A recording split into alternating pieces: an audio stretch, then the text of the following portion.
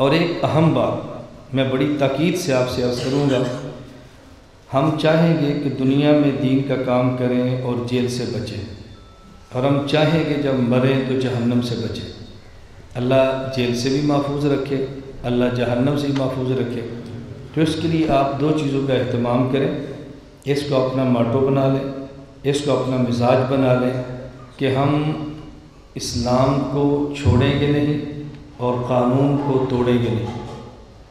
اسلام کو چھوڑیں گے نہیں اور قانون توڑیں گے تو جیل جائیں گے، اسلام چھوڑیں گے تو جہنم میں جائیں گے۔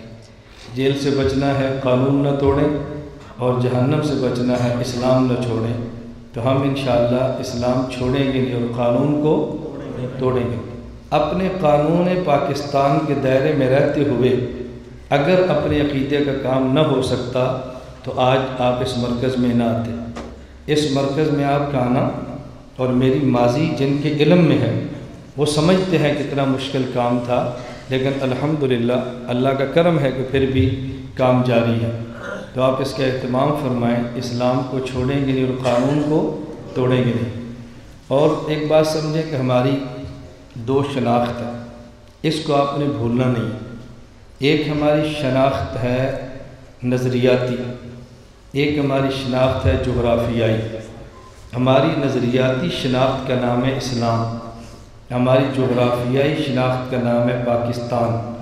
ہم اسلام اور پاکستان پر کمپرومائز نہیں کر سکتے۔ جو اسلام کے خلاف وہ بھی ہمارے خلاف، اور جو پاکستان کے خلاف وہ بھی ہمارے خلاف۔ اسلام تباہ ہوتا ہے فرقہ واریت سے، اور پاکستان تباہ ہوتا ہے دہشت گردی سے۔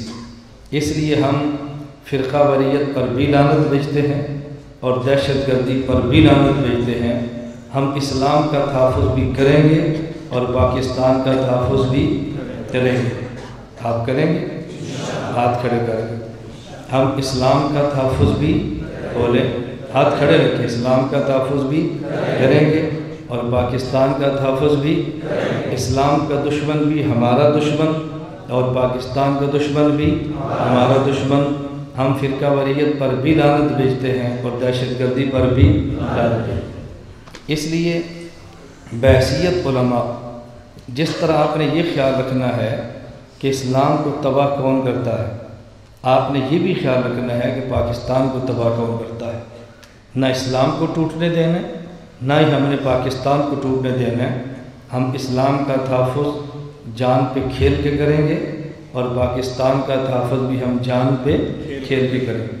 یہ میری بات اچھی طرح سمجھیں، اللہ کرے میں آپ کو سمجھا سکوں۔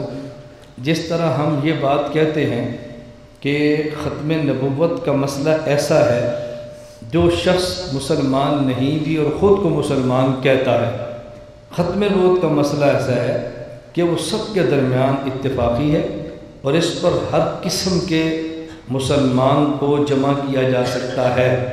تو بالکل اسی طرح بحیثیت پاکستان ایک ایسا ایجنڈا ہے جس پر تمام مسالک، توجہ رکھنا، جس پر تمام مسالک، جس پر تمام جماعتیں، جس پر تمام ادارے، خواہ وہ ادارے مذہبی ہوں، خواہ وہ ادارے سرکاری ہوں، خواہ وہ فوج ہو، خواہ وہ پولیس ہو، خواہ وہ ایجنسیاں ہوں، خواہ علماء ہوں، خواہ وہ عدلیہ ہو، خواہ سیاستدان ہوں، سارے اس بات پر متفق ہیں کہ ہم نے پاکستان کا تحفظ کرنا ہے۔ تو پاکستان ہم سب کا نقطۂ وحدت ہے، اس میں ہمارا کوئی اختلاف نہیں۔